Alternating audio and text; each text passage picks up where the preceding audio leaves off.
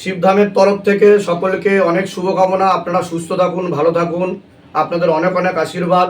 আজকে প্রতিবারের মতো আবারও আমরা সেবাযুক্ত ভক্তিযুক্ত কর্মে নিযুক্ত হয়েছি।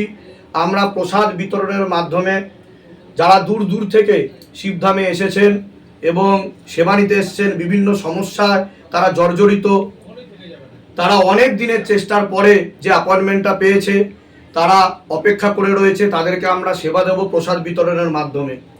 কিন্তু কিছু টপিক এমন রয়েছে যে টপিকগুলো না বললেই নয়। অনেকেরই এরকম প্রশ্ন আসছে যে যারা ক্রিয়া করিয়ে যাচ্ছে তো তারপরে কি করণীয়। কারণ অনেকেই এখান দিয়ে শুনে নিচ্ছে, সবাইকে বলা হয় যে রিসেপশনে চলে যাবেন, ভালো করে শুনে বুঝে সেগুলো পালন করবেন। ছোটোখাটো ভুলও অনেক সময় কিন্তু বড় বিপদ এনে দিতে পারে। আপনারা সকলেই জানেন একটা বড় জাহাজ একটা সামান্যতম ছিদ্রে ডুবে যেতে পারে। সুতরাং আপনারা যখন আসছেন এটা সব ভাব ও ভক্তির ব্যাপার।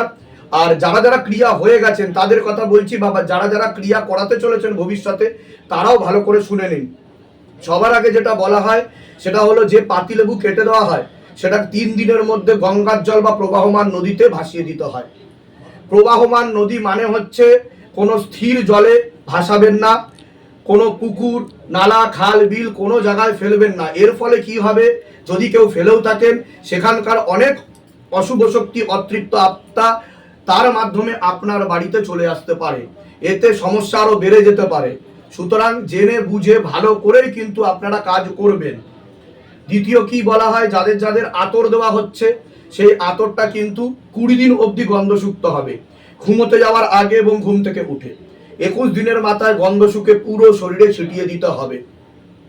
তৃতীয় বিষয় যেটা খেয়াল রাখতে হবে, যেগুলো বলা হয়েছে বিধিপূর্বক নিয়ম বিধি ভালো করে পালন করতে হবে। যাদের অনেক দিনের সমস্যা, ধরুন যাদের 1 বছর 2 বছর 3 বছর 4 বছর এমনকি 10 11 20 বছর ধরে প্রেত রয়েছে, তারা অনেক সমস্যার সম্মুখীন হচ্ছে। কারণ প্রেত কিন্তু আমাদের দেহ বুদ্ধি চেতনাকে এমনভাবে বশ করে নেয় যে আমাদের শরীরে তাদের যে প্রয়োগটা পড়ে তার ফলে আমাদের ডিএনএ পর্যন্ত চেঞ্জ হতে শুরু করে, মানে ডিঅক্সিরাইবো নিউক্লিক অ্যাসিড চেঞ্জ হয়ে যায়। প্রেতের at the time of death, মরার সময় যে সিচুয়েশন থাকে, কেউ প্যারালাইসিস হয়ে মরেছে, কেউ আত্মহত্যা করে মরেছে, কেউ ক্যান্সারে মরেছে, সেটা কিন্তু অটোমেটিক্যালি কনভার্ট হতে শুরু করে আমাদের শরীরে। যার ব্লাড ক্যান্সার ছিল যদি কেউ ধরে তো তার ব্লাড ক্যান্সার হওয়ার সম্ভাবনা থাকে। তো এই প্রয়োগগুলো কিন্তু কাটতে সময় লাগে। তার জন্য যেগুলো করতে বলা হয় যে বাবার মাথায় জল ঢেলে খেতে হবে, তেল আর কর্পূর, অখণ্ড জ্যোত দীপদান বিধি, 9টা বেলপাতার নিয়ম বিধি খুব ভালোভাবে আপনারা পালন করুন।